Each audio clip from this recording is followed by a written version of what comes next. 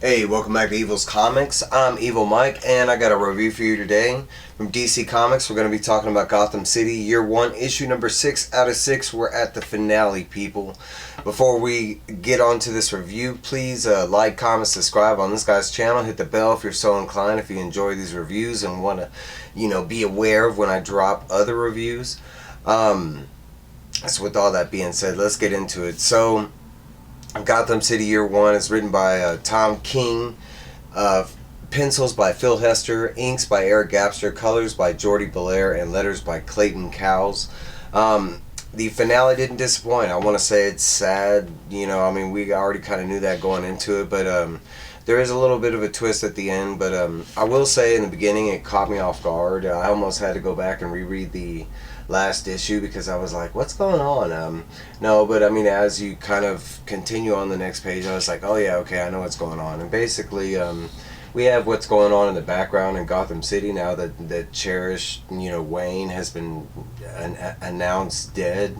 On top of that, there is a rumor going around the city that she died in the Negro class of town. They call it the South Side.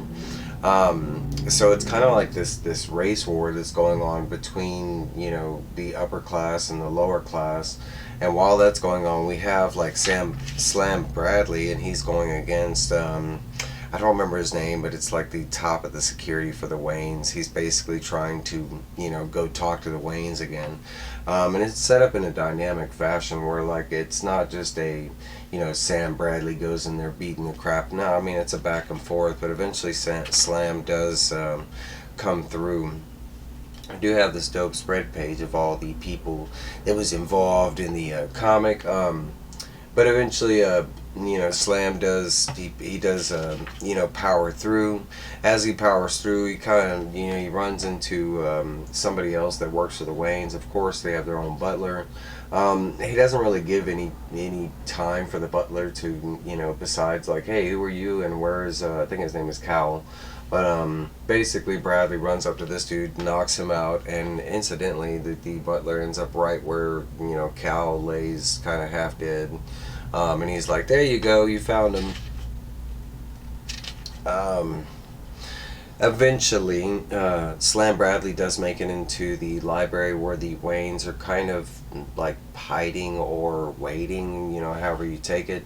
So we have Richard, Bruce Wayne, and then we have Constance Wayne, and they're basically like, hey, stop, what are you doing, where's our head of security and the butler? And Slam kind of tells him. Richard's still going on with the that he doesn't know what's going on, and by this point of the story we know that it was him all along that kidnapped his daughter, and he was trying to ransom his own daughter from his wife to get money from her because he had this old secret like sex life kind of thing on the side. We kind of find out that even though Constance was the one that was married into the Wayne family, it was Richard that was kind of bringing the family name down. He was like a big gambler and a big womanizer and all kind of stuff. He's a pretty creepy part of the Wayne storyline. But eventually Slam and Richard start fighting each other. It gets to a moment where Slam does end up grabbing the gun. At this time he's kind of laying out all the details that he's uncovered, and and he knows that Richard's behind it all. But not only that, but he also explains that Constance knows that all the same stuff. So eventually he does grab the gun. They start like tussling it out, and Slam, trying to, take down Richard. As this going on, like Constance gives us this whole story, and it's basically, she tells the story of how she found out that Richard wasn't the husband that, that he was supposed to be and stuff like that. And also, like, how she found out about his secret sex cave. And this timeline, this Richard Bruce Wayne basically did have a Batcave, and it did leave under Wayne Manor. And under Wayne Manor, what he used the Batcave for was this weird like sex fetish, like dungeon kind of thing, and that's where he would take his women that he would cheat on Constance with, and he would take them down there and do his thing, and then he would send them on their way, and he would just creep back into the manor. Um, at the very end, as this is going on, and I love the imagery and the art that's used, but basically as Constance is telling the story and Slam and Richard are kind of fighting it out, Constance basically grabs a gun, and she's basically holding them both at gunpoint. At first she does point it at Slam, and she's like, look, you know I want you to know you're part of this. And at one point Slam kind of referenced, like, I'm just a straw in the wind kind of thing, because it kind of looks like, and there's conversation in the background where Slam literally thinks that Constance is going to kill him because of everything that he's uncovered, everything that he knows and stuff like that. I mean, he knows both sides of the story at this point, and he also knows the other, the other, characters that were involved. He knows their stories. But that's not how it goes down. At the very end, as she tells her story, she does end up shooting Richard Wayne in the head, smack down in the head. And as you can see, we see this bat symbol, and it does play a big part of the story. It goes back to his creepy, sex dungeon Batcave. And when he would sign his letters to these girls and stuff like that, whether it was love letters or, paying their night for their service or whatever, he started signing it with the Batman. And that's why his symbol is upside down. At this point in the book, we kind of find out what happens to Slam, and it's basically and what happens to the other girl that was involved. I'm drawing a blank at her name. But basically, and we'll see her in a second, but basically, Constance tells the story about how she has this mega plan to save Gotham. Now that Gotham's rioting, it's kind of already burning. She's going to come out of the limelight, tell everybody to stop fighting. Look, my husband and my daughter just died. We all need to go home, be thankful with the family that we have, kind of thing. And she's going to start using the Wayne money to rebuild, the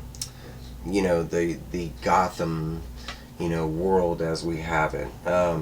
So basically, she tells Slam that she can take that girl, take the money that she already has, because she does have the money from the kidnapping, and she can leave and basically disappear. We do get a backstory because at this point it was assumed in the story, well, Bradley assumed in the story, that Constance was, that Helen the daughter was killed by Constance the mother, and that's not how it went down. What Constance said, explains that everything lined up like the way Slam said it, but when she went to go, rescue her daughter from where Richard and the other woman was keeping her, they had left her alone, and she basically vomited, and during that time she ended up choking on her own vomit. And that's when Constance found her, and then she ended up burying her, stating that, I couldn't leave her, it was my daughter, kind of thing. And, because Slam was kind of like, well, why didn't you just leave after you found her dead, kind of thing. And of course, she had to bury her and stuff like that. It is quoted at one point of the story that it was kind of ironic that the Princess of Gotham, ended up dying on her own vomit, kind of thing. As this is going down, it is explained that, she is going to make it look like Richard Bruce Wayne end up, going suicide, that he shot himself, mourning his own daughter. She's going to use that to, help the city stop all the rage and the violence and everything, because at this point, all of Gotham is on fire. So with that all being said, the last part of the dilemma is Slam, and basically it comes up like, well, what's going to happen to me, kind of thing.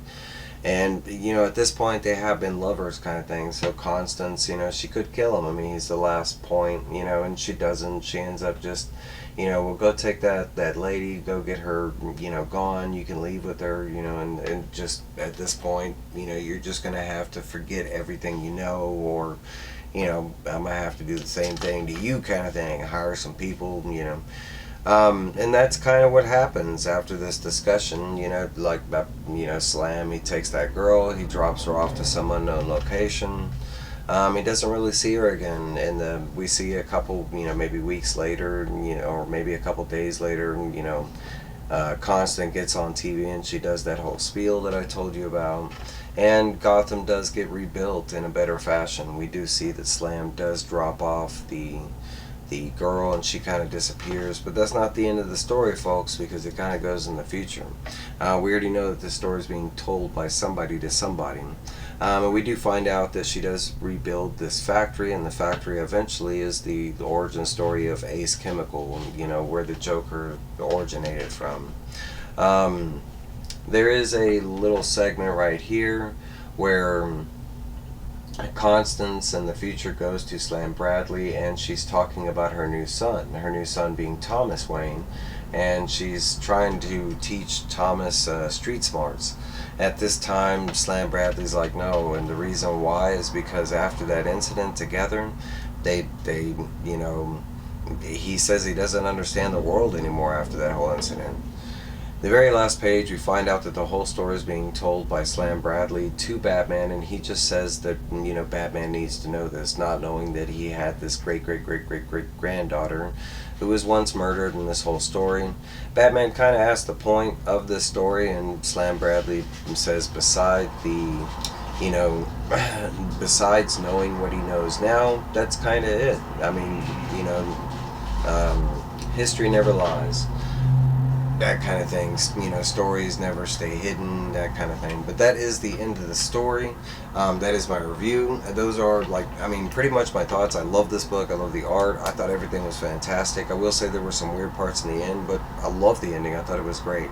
But don't take my word for it. Go read this story. It is going to be printed in trade back format. I think it comes out next month, if I'm not mistaken, or the month after that. It's usually a month after.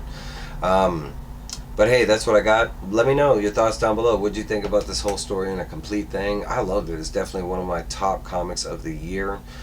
But that's all I got for him. I'll come back with more reviews. I will see y'all guys later.